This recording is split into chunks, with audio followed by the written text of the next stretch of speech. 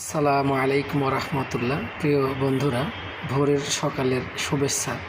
যদিও গরমের আভাসটা রয়েছে, এরপরেও সকল প্রিয় বন্ধুদের সাদা ফুলের শুভেচ্ছা জানাচ্ছি। বন্ধুরা, সকলের দিনটি শুভ হোক, সুন্দর হোক, এই কামনাই করছি।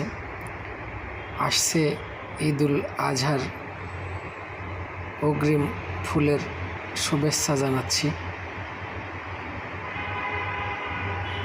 ঈদ মোবারক।